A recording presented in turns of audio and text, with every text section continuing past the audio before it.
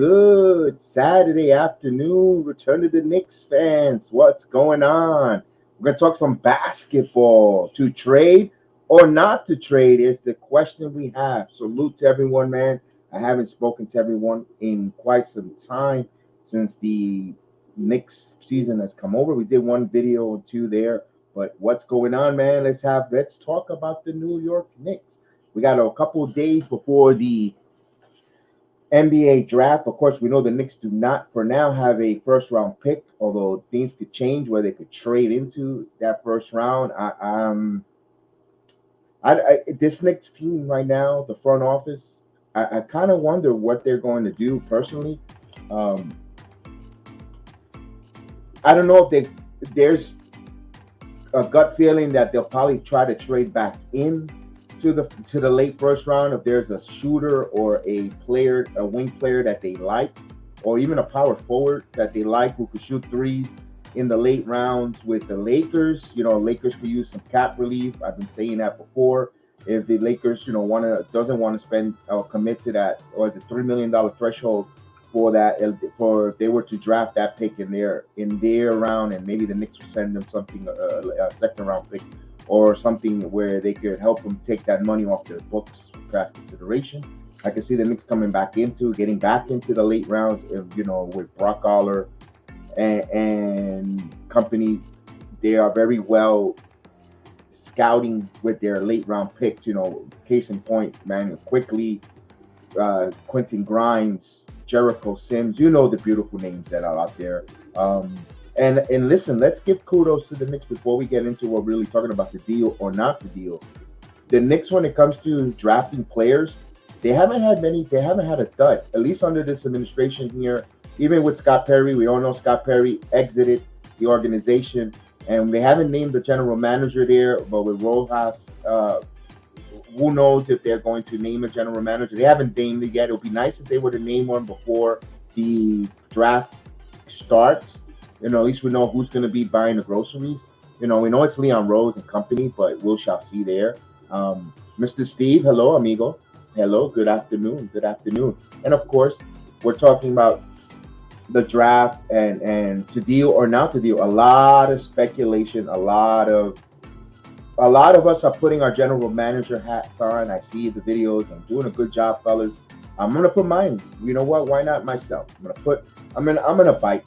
I'm gonna bite like a fish, and I'm gonna jump in there and put my general manager hat on and see what the names out there. And of course, the number one name that's being speculated and swirled around is Bradley Beal. Now, Bradley Beal, we all know he has a full no trade clause with the Washington Wizards. He's gonna, first and foremost, he has to accept where he wants to go. He has to flat out say, I want to go to XY team, and then the team will negotiate. Now, when you give a player a no trade clause, in my opinion, you're losing the power of where you could send them or getting the best possible assets back. If Bradley Beal, let's say for instance, the Washington Wizards want to trade Beal to OKC. Beal says, hell no, I won't go. You're not going to get nothing where you could get good compensation. That's the one thing when NBA teams, I'm glad that the Knicks learned their lesson with the Carmelo Anthony no trade. It's a tough one. It's a tough one on that. With that said, I'll just turn the whole thing off. I always want to put a little extra music to something different, but it always seems to be too loud for some reason. So I'll just kill the music. Yes, so Bradley Beal with the no trade, he's going to make 46 next year, $46 million towards the cap, 50 and 53 million. Now, you got to get something to give something. Bradley Beal, what worries me with Bradley Beal, of course, is his health. It could be also because the Washington Wizards wanted to tank a little bit. I don't know. But the trading package, there has been a lot of reports and rumors on what will it take to get him here. It's centered around an RJ Barrett. One report I saw Mitchell Robinson along with Evan Fournier and even Derrick Rose expiring contract to fit the numbers. My question is, if we lose Mitchell Robinson, you're losing your defensive presence up the middle. We know Hartenstein, and that means you're sliding in Jericho Sims to be your backup center. Remember, Hartenstein played extremely well, but the more he's out there, do you think he could guard the guys like and Joel Embiid, Jokic? You know the names of the center. Also, we heard Nas Reed was a name that the Knicks liked. I don't know personally what their game plan. I think one move, if they do make a move like that, there's a big domino effect. I know people were saying, or at least the NBA insiders, if the Knicks make that move for Beal, they have room to make another move for another superstar. This is the big season, in my opinion, for the NBA. Trading deadline before the new year. They have a new collective bargaining agreement kind of kick in. It's going to be a little bit extremely difficult for teams to have three super max deals under contract. And you're going to see the mid level guys this year will be very high premium, in my opinion, to try to get players in and move around. That's why the Hart contract is going to be very interesting.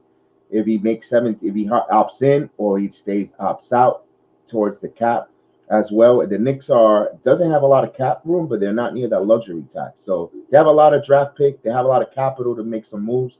Bradley Beal, for me, if he was making in under 30, under 45, under 40 million, Bradley Beal would have made sense. If he was a 34 million, $36 million player, I would say, you know what, Knicks, go for it. Because yeah, it's only a 10 to $12 million difference, but it takes away from getting you another player that could be impactful. That means you got to say goodbye possibly to a Harkenstein resigning or a player that's going to be, another wing who could defend, a defensive specialist. And I know they're going to retain Hart because they have his bird rights. But let's say they wanted to bring in player, another wing defender like Hart with that extra money, say goodbye to that. So that's what the NBA cap does there. So personally, for the price tag of a Bradley Beal, I'll say no, and then you guys can say, "But wait a minute, we never you every superstar out there that we could get, we're always saying no to." It's not saying no to. You also got to be financially responsible. Um, you don't want to spend your money all in one place. If you get your paycheck, you don't go spend it all on Walmart in the first night. You have to also pay other bills, and you have to be smart with your money. And one thing I gotta give kudos to the Knicks organization. They don't do stupid moves. They don't do stupid moves. They do really good moves. They buy the groceries smart. And again, I was talking about their draft. They haven't missed on a draft from all the way from, you could say, from Mitchell Robinson. RJ's a player in the league. Toppin, believe it, regardless if he may not be the superstar we want, but he's still panned out in the league. Hi, Chris. And they've been they have not missed in their draft. I can't complain. I can't sit here and say their drafting sucks like in years past. They have they even have a player for next season, and everybody will love him to come this year. Don't forget Jokovitis. Jokovitis, another one, has playing in the Spaniard League, playing well, stashed away with options. He'll be returning. He'll be probably coming next year. Probably play summer league this year. Return back to Europe and come back in 2024. Unless I look at my notes there. So we talked about Bradley Beal. I am in a no go for Bradley Beal um, because of the price tag. The talent wise, you could use that 25 point a night scorer. Absolutely. I think he's going to hamper your cap. Also, Miami has been a big name, a proponent for Bradley Beal. It'll be interesting to see what would they center that around to fit the salaries there. I'm pretty sure it's going to be Duncan Robinson or Hero going back to Miami. Wonder what that'll be interesting with some picks there. Um, we shall see on that one. Another name that they've been talking about, Kristaps Porzingis, return back to New York. Porzingis is on it. Will be making $36 million next year, and he has a player option for 39 million, which I know guarantee he'll be picking that up. I think the days of Kristaps Porzingis to be an impactful player are over. I think he's going to be a serviceable stretch five. Personally, the price for me is little again too high. I said, wait a minute, you don't want to spend money on no one. Not being cheap, you got to find out what Kristaps doesn't stay too much healthy. So you're taking, and I know Mitchell Robinson doesn't stay healthy all the time, but when he plays, I believe he's more impactful than Kristaps Porzingis. He blocks, he rebounds, offense rebounds. For what the Knicks do, I think Mitchell Robinson fits more than what Kristaps Porzingis under Tom Thibodeau will bring. I can see Tom Thibodeau getting frustrated, and that's another thing that we're going to talk about Thibodeau. He's his third year of a 5-year deal. I think I think this is his final year with Tom Thibodeau. I think Tom Thibodeau doesn't make it, not because he's not because the Knicks are going to underachieve or not go there. I think it's going to be a tall telling sign if we don't hear contract extension for Tom Thibodeau. Although Dolan isn't afraid of extending a coach and having him go away. We've seen that years, but I don't think Tom Thibodeau coaches his fifth and final year as a lame duck head coach. I think the Knicks will, they'll mutually part ways in a professional manner. I don't and it doesn't mean the Knicks are gonna not make the playoffs and they're not gonna have a bad season. I'm not saying that either. I think they're gonna see where they're gonna play, they're gonna have a good season. But I think Thibodeau is gonna want to say, you know what, I'm gonna step aside and allow them to go another level. That's just me. I'm just making that as a hot take or as a prediction. Because if they don't give him a contract extension this off season, then that's what all tell sign shows. Now we were talking about some other players. Jose Melo, saludo.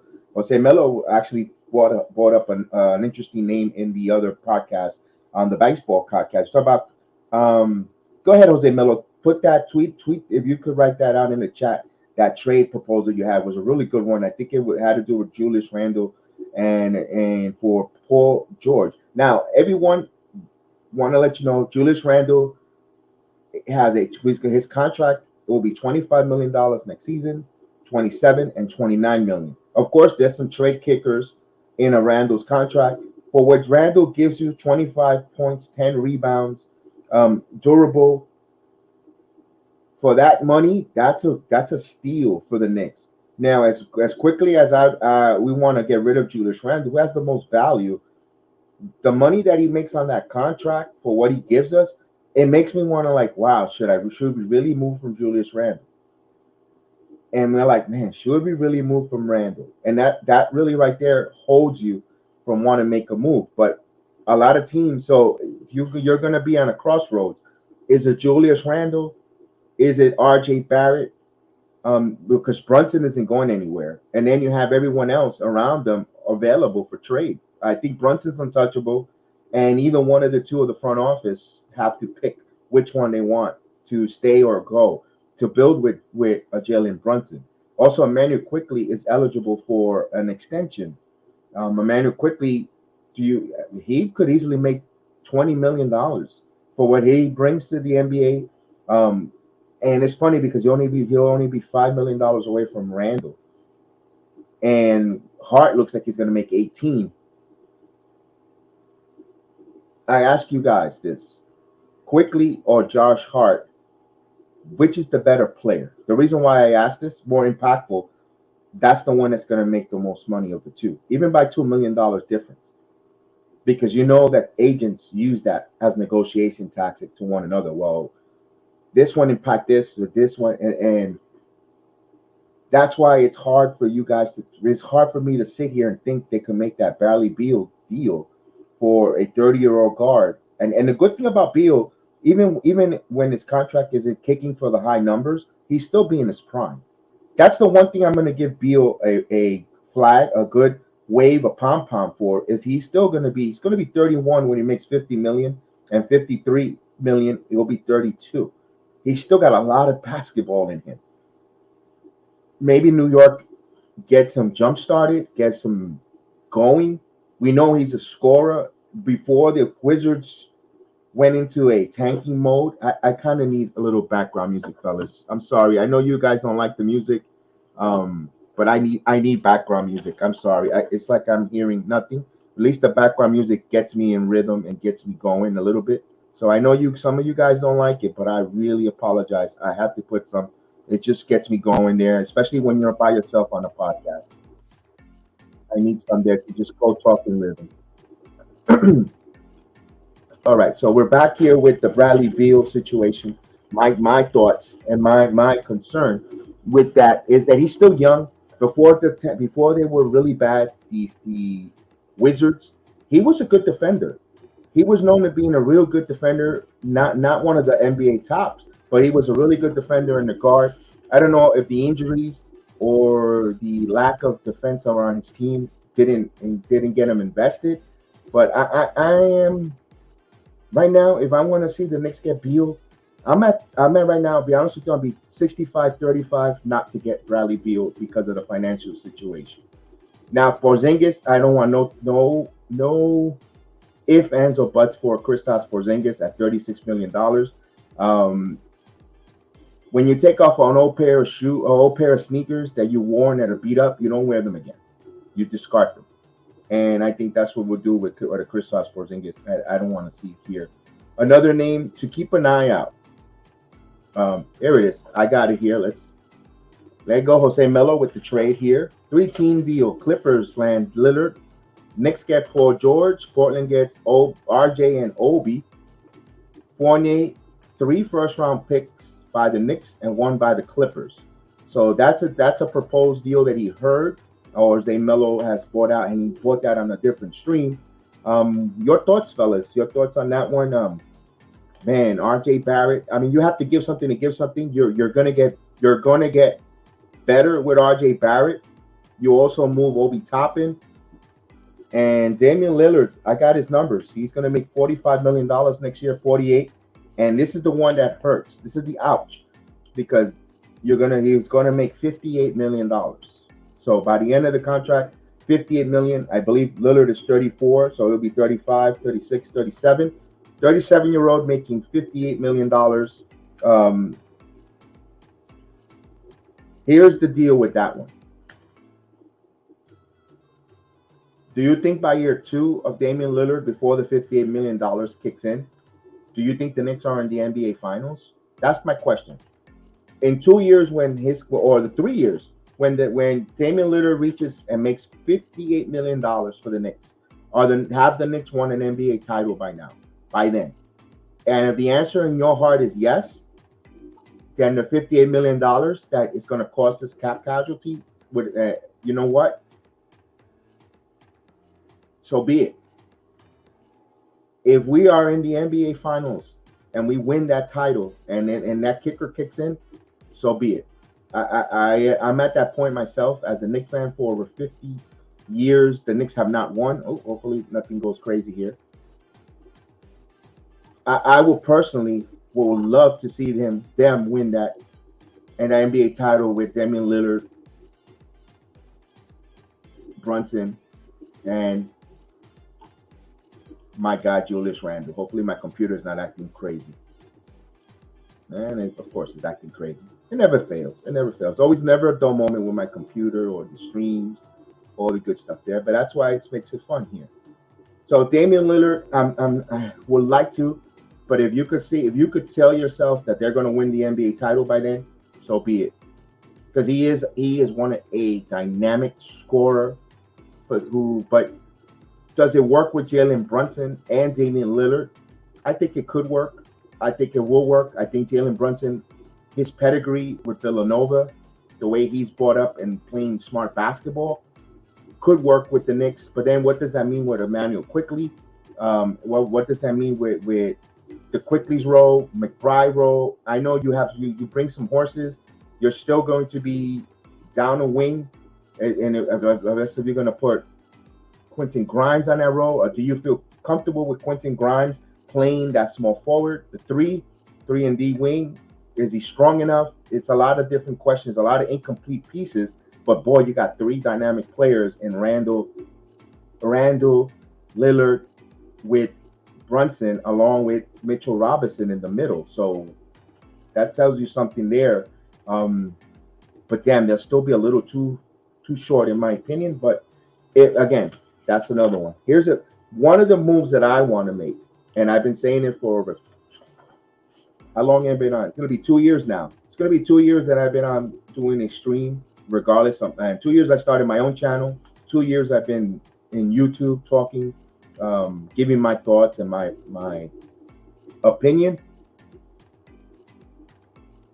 The picture, yeah, it's the StreamYard. That's why I didn't use my other platform today. I said, let me go to StreamYard, and this is why the reason why I leave. I'm contemplating leaving StreamYard because their quality of pictures not that good, or video is not a good one, Steve. That's the reason why I do the other platform better. The Melon. And hey, sorry, step up your game, StreamYard. You cost too expensive. Hey, I said it. And I'll go right into it. It's Zion Williamson. I know everyone's like, oh. I've been saying it for the last 2 years. I want Zion. I've been saying, let's get Zion Williamson here.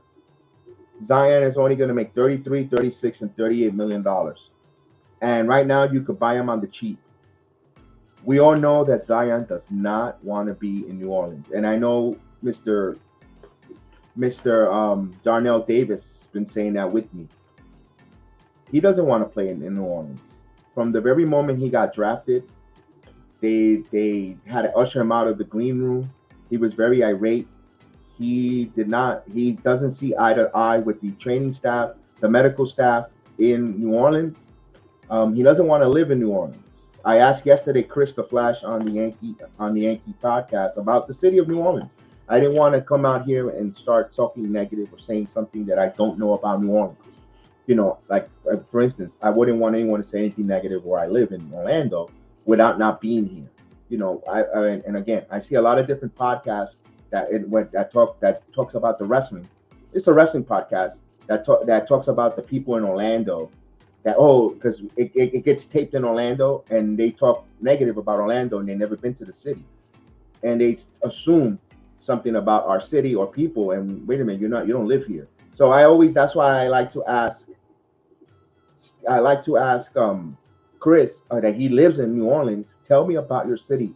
I don't want to put it down, or I don't want to say negative about your city, because what the reports are, athletes don't want to be here. Now, he did correct me and said that Chris Paul did not want to leave New Orleans, and I thought all reports are he wanted out, and he corrected me on that one. But we all know Anthony Davis was dying to get out of there. Remember, he wore the T-shirt. That's all, folks. He wanted to get the hell out of New Orleans.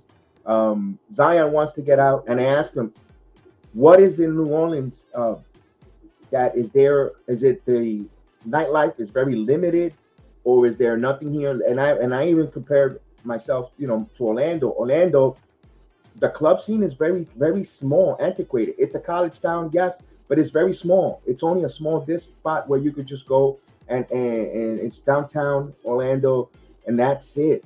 There's not much here. That's why you see a lot of athletes don't. If you're here for a family, man, if you're an NBA player that wants to play NBA basketball and you have a nice family, you want a big monster house for the money you're going to make, not paid state taxes, Orlando is the place where you're not going to get in trouble. Miami, if you want to have the same perks and you want to have nightlife, you go down to Miami to South Beach.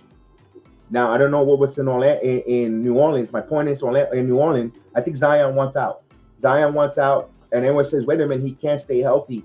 He only plays X amount of games. He weighs 280 pounds.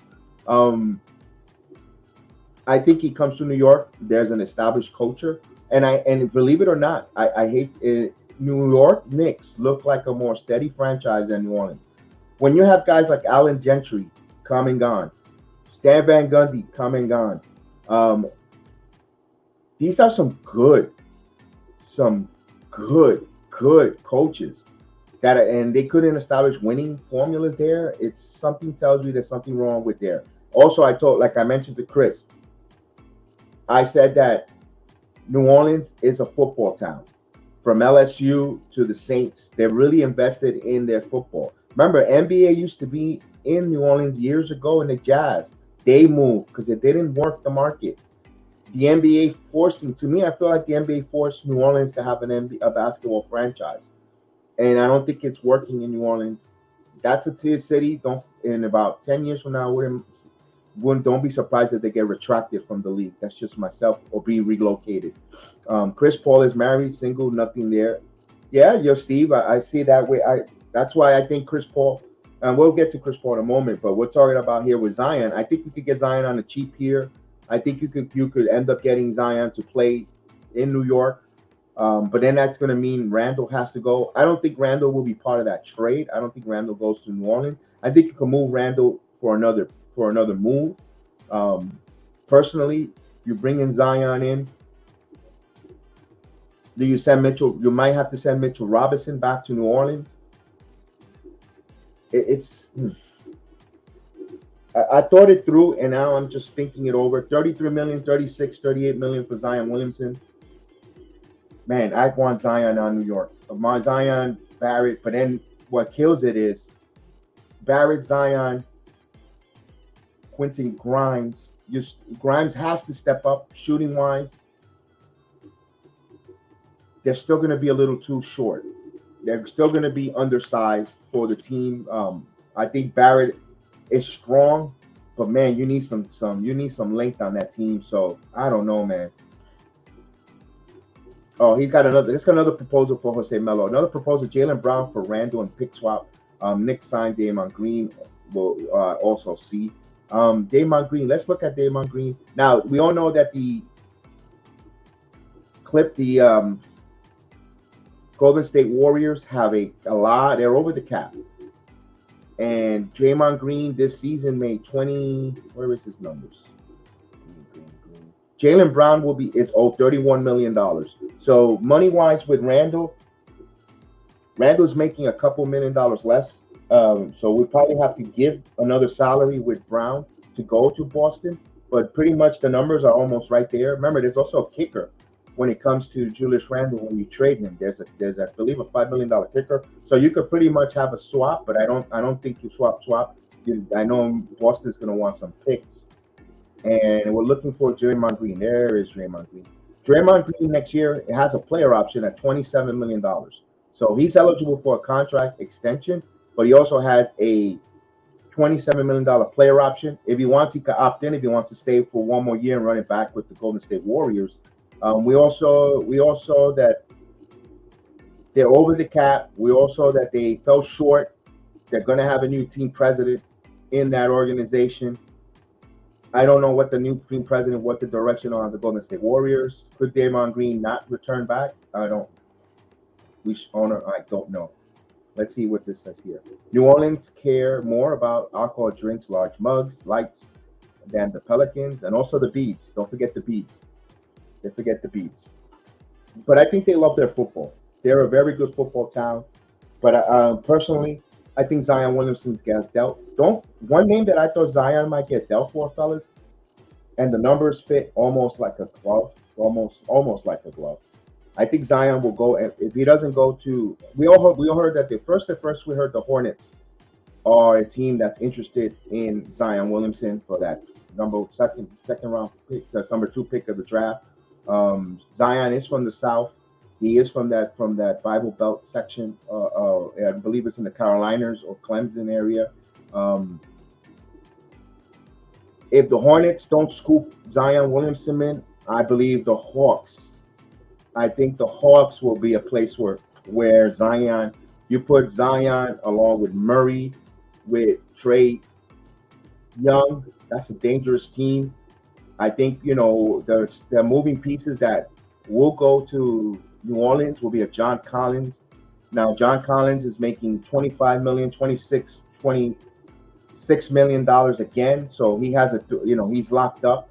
Zion, they're actually going to save money in New Orleans if they they can move on from Zion Williamson, send them to the Atlanta Hawks, probably get a pick back. That's a good one. Be careful. Be careful if the Hawks don't scoop in. So you're telling me, Craig Capella, listen, and this is, I know on paper is as good as paper it is. You can wipe your rear end with it, and that's good. But if you look at this on paper, Murray, Young, Zion Williamson, Clint Capella, and you could put Hunter as your power forward, or Bogdanovich. Just think of that, of the Hawks. That's a dangerous team. With what's the head coach that turned out to be there? That is a dangerous team there. That is a dangerous team for us to compete against. If you put Zion Williamson with the Hawks. And he's going pretty much home. His parents are from there. You don't have to worry. He's still a grown man, and I know. Well, parents could only be an influence Look at John Morant, but that's a whole other conversation. So if you're the Knicks, keep an eye on that. If Zion is being moved, do you really want to see Zion Williamson play for the Hawks with that group of fellas there? Also, the Celtics, the Boston Celtics could be another team that could just want to, they, of course, we have the Jaylen Brown situation. Brown might not want to go to New Orleans, but you could invite him on a 3-team deal, move guys around. Also, the Houston Rockets. You put Houston Rockets, think about that, how the city of Houston will be celebrating with all the performers, the adult performers, where you have James Harden, Zion Williamson in the city of Houston. I mean, my goodness, that's a joke on the side there. But they have the pieces to actually move and bring those two guys into that city, into that team. And Houston could instantly get some credibility with some good talent in there. Steve asked the Lakers. I don't think so, Steve, due to the fact that I don't think the Lakers have anything really that the Pelicans want. We don't. Anthony Davis is the one trade commodity, unless if you're going to do a 3-team deal where you lose an Anthony Davis and you move him somewhere else. And you could bring a Zion Williamson with LeBron James. Does it work? I think LeBron will make it work with anyone. I think LeBron can make it work with anyone. But I think the Lakers' issues they need is shooting. They need to stretch the floor. And they need another shooter at the shoot. They need a shooting guard, that the Buddy Hield, a Chris Duarte type of deal. That's why I think the Pacers and Lakers might make a move. Personally, I think the Lakers and Pacers.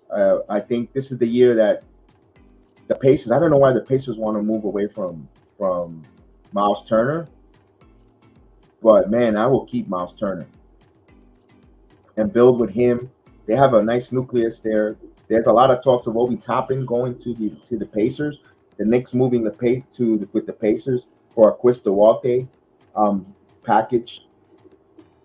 I kind of would like Chris Duarte for the Knicks personally. When he was being out in the draft, I was hoping he would fall to the Knicks for 2 reasons.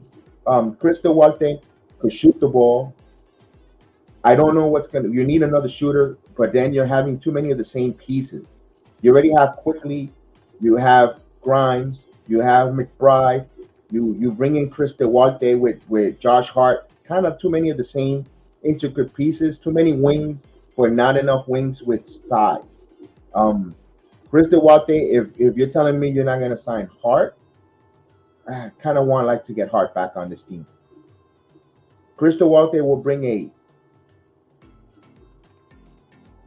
new dynamic of fans remember, he's Dominican descent. That's why it'll be interesting to bring Chris Duarte in for that, especially if Toppin is not going to be part of your long-term deal.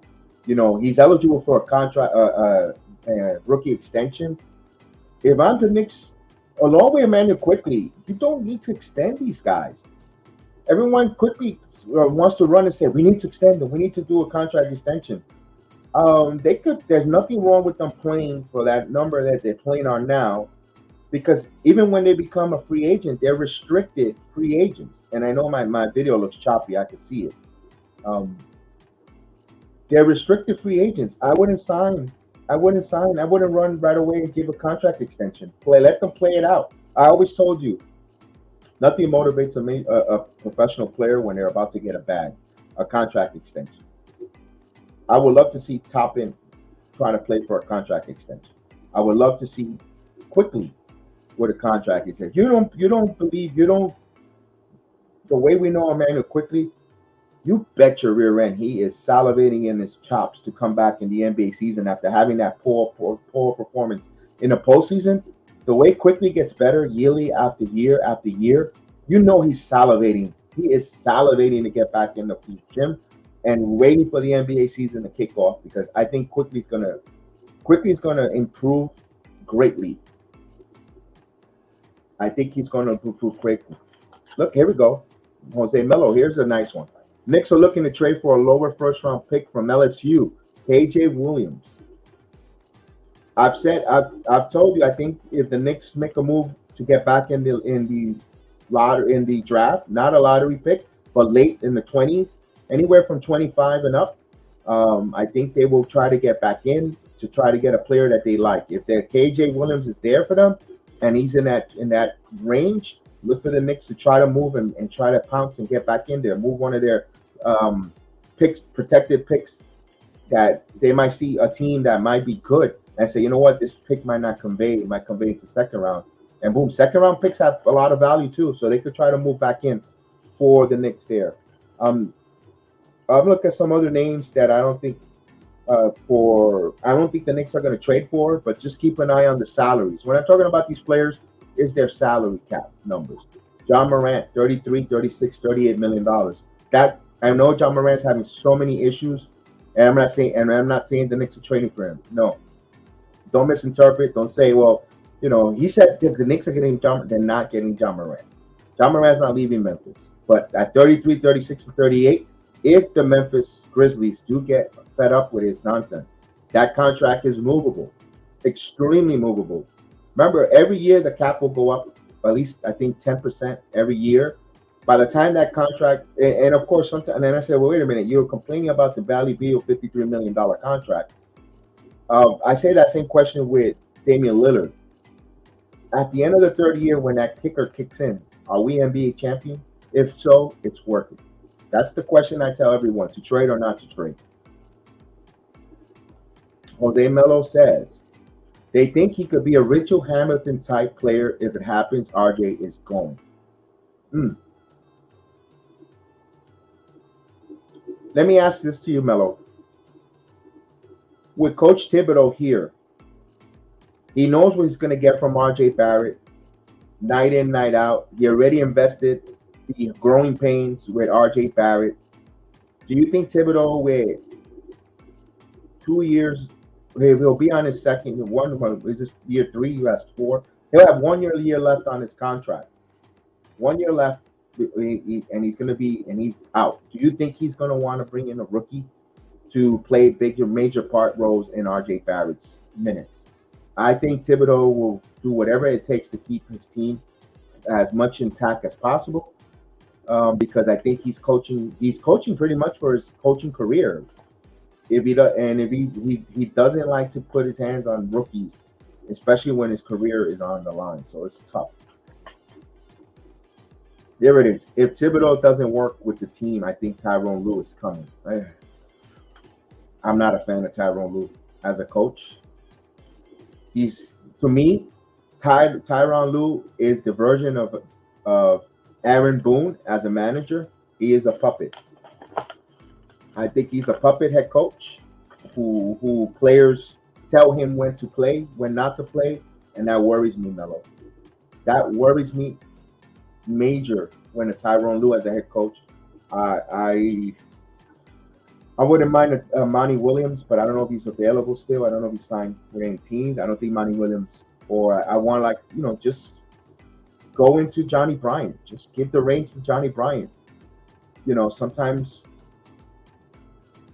Johnny Bryant's been he knows what worked for Tom Thibodeau, and maybe he sees something different that he would like to add his imprint to. I think I will go with it. You know what? Let's go with the young Johnny Bryant. The team knows that he's there as assistant coach. He gets a lot of props, helping out guys like Emmanuel Quickly. We hear a lot of guys, Quentin Grimes. So that's your guys you're building. I would try to just take Johnny Bryant. I mean, it's great to bring in. I've seen Budenholzer. I don't want no part of Budenholzer. I don't think he's a good head coach. I think Budenholzer. The only reason he won the NBA title because Kevin Durant forgot to cut his toenails. I don't think he would have. Regardless, even with that team with the Bucks, I don't think that he's a good head coach. Budenholzer is not a good head coach. I've said it. Tyronn Lue, I'm not a big fan of Tyronn Lue as a head coach. I think he's a puppet. I think the NBA players manipulate him and tell him how to play, when to play. He's because he was a former player who team. It's too much of a buddy when it comes to Tyronn Lue as a head coach. I want some guys who could draw me like a Nick Nurse. You're telling me, Wayne Casey, believe it or not, guy. I don't want him for the Knicks, but he's a head coach that will go in there with X's and O's and get going. It doesn't work. It didn't work in Detroit because he didn't have any players. He didn't have any players. If you don't have talent, you're not going to be a good coach. Tyronn Lue benefited with having the best of the best players and makes them look good. It's like Steve Nash. Steve Nash was another one. Not a good X's and O's coach, but he was good. He has a winning record because he had good players. That's just my hot take. It wouldn't. That's just my hot take. That's all. So we shall see here before the trading deadline with the Knicks. Yes, yes. Steve Blatt. Steve Blatt. Steve Blatt. He was with the Knicks office for a while. I think he was part of a scouting. I think he was working for the Knicks for a while. I don't know if he still works for the Knicks, Melo. But I don't think he'll coach. I think he had such a bad taste for the NBA life that he says, I'm not coaching this. I'm not coaching in the NBA no more. I think he got disingenuous, or he had a bad taste with the NBA coaching life that I don't think the guy would ever coach an NBA franchise again. I don't think so. Never say never, but it doesn't look like it. He would have back in. Like a Mike D'Antoni.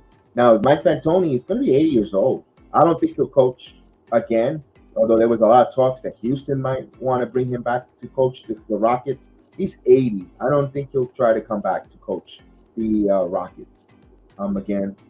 It's time now to get some new blood in the coaching prospect. So we will have another video. Probably we'll probably get some more folks on to have conversation about any moves or any deals. Me, I just wanted to come on just to put some content out for about basketball, have a little bit of chat on a Saturday evening, Saturday morning, afternoon. I know it's thundering out there, so I want to say Happy Father's Day to everyone out there for the Father's Day that's listening to the video. Our Knicks, it's a lot of they got to make some move here because of the collective bargaining agreement that's about to kick in, and they have time to strike. This is the time of year, and I think they'll make a move. Maybe the moves that we not like. I know if I said Jedi, you didn't talk about Zach LaVine. Damn, Zach LaVine. I'd rather have Bradley Beal over Zach LaVine. Thanks, Chris. I appreciate it. I would have Zach LaVine though. If I'm gonna go with Zach LaVine over Bradley Beal, LaVine makes $40 million, 43, and 45. LaVine could take over a game, and he could drive to the basket. That's a tough one, man. Here's the only difference why I would like Beal, but damn, LaVine intrigues me because LaVine makes a few $1 million less where you could add it to other players. You could keep better players just around Zach LaVine.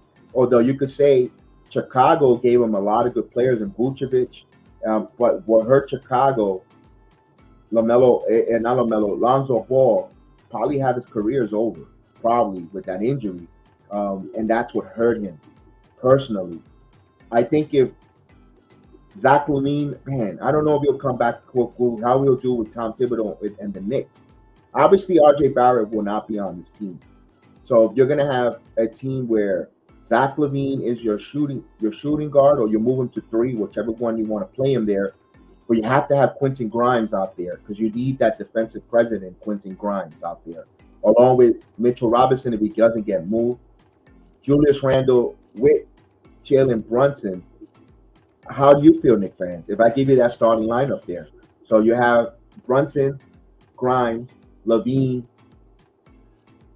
Mitchell Robinson, and Julius Randle. Is that going to help us go to the next level, get to the second round and beyond? I'm asking that question. And of course you leave everything with Hart quickly. Maybe Toppin's not on this team. You got to get yourself a backup power forward. Maybe and that I ask you that question: Do the Knicks improve financially? They'll be more restricted. They'll be more restricted to make any moves to bring anyone in. How do you like that? Monty Williams went with the Pistons. Okay, thank you on that one, Steve. That's a good hire for the Pistons. I think Monty Williams, and of course, Pistons are going to start bringing in better talent.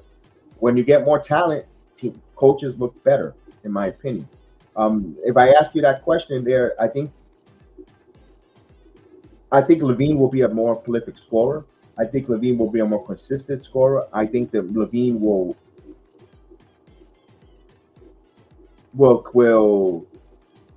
get more respectability around the league, more fouls, more calls for the baskets. But I don't know what it mesh with Randall Brunson. You know, Randall and Brunson are isolation type of players. I don't know Levine. He could be isolation as well, but he also could play within moving the ball. It's interesting to see on that one. I'm gonna ask you guys that. I think Bradley Beal plays a little more better personally than Levine. I think Beal is just a more of a pure scorer who could share the basketball more than a Zach Levine. Doesn't require if you want to have Beal to be a shooter, a spot. Because remember, the reason why, case in point, he played with John Wall, and John Wall was an extremely ball dominant who will get people involved, and Beal had good numbers next to him. I think it works. I think Beal. I will take Beal right now over Levine. I hate to say it, but Levine makes a little more sense to the Knicks financially. So it's a up and down type of deal in my opinion. It's like damn, that's a tough one. That was a tough one there. Um, Trying to talk that. Who's a shoot? It's a shooting guard. Let's see. Antoine Jamal from Munich, getting a chance this year in preseason, and we'll see what the Knicks. Let's just be careful. I know we're as Knicks fans, we want to find the next European star, the next Jokic. Um, has his right for 2021. Also, Jokovitis, I mentioned it earlier, Jose Melo. Remember, Jokovitis is a good two-way guard. That's just in case. I think Jokovitis is a backup plan in case they move quickly. If they ever thought about they have to bite the bullet for a major superstar like that, for instance, like they, I'm not saying it's coming. Like they have to add a man quickly to a Joel Embiid. That's where Jokovitis might have to come in. Steve, Villanova coach Jay Wright. I Steve, I like Jay Wright as a head coach. I don't know if he's interested in coaching the Knicks. I don't think he's interested. I would love Jay Wright to be the head coach of the New York Knicks. I think he has what it takes to get a winning. He's done it in Villanova. He is fundamentally a coach who could get the best out of these players. I don't know if he's interested. I don't know if he's interested. Oh, I don't think the Knicks has offered him the money that would make him interested to coach the Knicks. Remember, money talks, everything else walks. I think I've been a big proponent of Jay Wright as a head coach, but he's never done it in the NBA before. Can it translate winning basketball? Can he be an NBA head coach? We don't know. Could he go down the line of many head coaches that came from the collegiate level and never gave us anything good, or didn't translate as an NBA head coach? Maybe that's why if we're gonna make a move from Tom Thibodeau, I think it'll be. I hate to say it, but it has to be Johnny Bryant. To be, I know he's a rookie who never done it, but the team respects, and there's a body of work with him. I will bring a good assistant head coach with him who has NBA knowledge, who has been an NBA lifer. Like for instance, if and I'm not saying it's going to happen, but if Johnny Bryant is your head coach, you can have a Wayne Casey as your assistant coach there to just oversee, to keep an eye and give that advice, mentor. That's the way I would like if the Knicks to bring a head coach personally. I'm hearing assistant coach from Kentucky, Rose. I really like him. I wouldn't be surprised if Rose does get an opportunity. Remember, Kentucky, New York has a lot of big connection, not just the Villanova Wildcats, but also Kentucky have a big connection with the Knicks, with Randall and so forth. And speaking about the Kentucky player, I didn't say his name because I do not want the Knicks to trade for him. It's Karl Anthony Towns. I'm not interested in a Karl Anthony Towns playing for the Knicks. He has had a chance to take a franchise and really put it on his back. Minnesota has not won anything with Karl Anthony Towns. Maybe what one they went to a playoff. Um, he's not a good. He's not your number one. He's not a center that would dominate. Although he's big, he's not a and power forwards. He's like a tweener. I'm not a big Karl Anthony Towns. The marketing situation, if Karl Anthony Towns were to come to New York, will be phenomenal. I'm going to give you the pros and cons. Karl Anthony Towns as a Knick will be phenomenal because you could feel good story, local kid from New Jersey, Afro Latino, because yes, he is Afro Latino. His father African American, his mother Dominican. So you bring him to New York, the Latino fan base, the Dominican fan base will get invested. And will be phenomenally to get that going in New York. I'm all for it. Love to see one of ours like Carmelo Anthony, to see Karl Anthony Towns do well. It's a prideful thing to see an Hispanic do well in the NBA. But let's talk about basketball sense. Karl Anthony Towns doesn't fit the Knicks bill here. He has a bad reputation that perceives himself as being a little bit sluggish on the defensive end. Just another Julius Randle with height. If we get frustrated with the Randle type of player, we'll even be frustrated with Karl Anthony Towns. And he's have talked about having not a good state of mental. And there's nothing wrong with that. It's okay to say that you have some. There's nothing wrong with that. It's not to make fun, but the mental makeup. When the Knicks fans start getting venom that he's loafing it or slow or not giving it, how is that going to affect his psyche?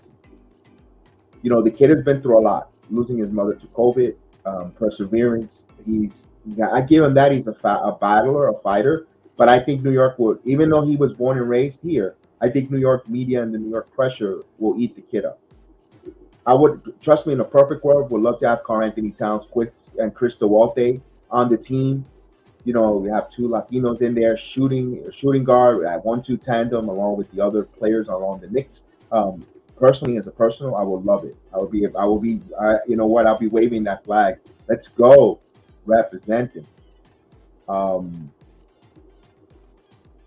I think he's coaching in Puerto Rico, Jose Melo. I think JJ Barrera is coaching a team in Puerto Rico in their men's basketball league, and I'm doing a good job, by the way, too. I believe. And I would love that but I don't think it makes basketball sense, for Karl Anthony Towns to play in New York.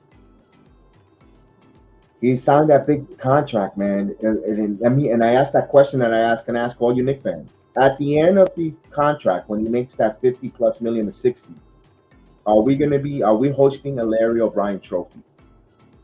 Before that money kicks in, are we NBA champions?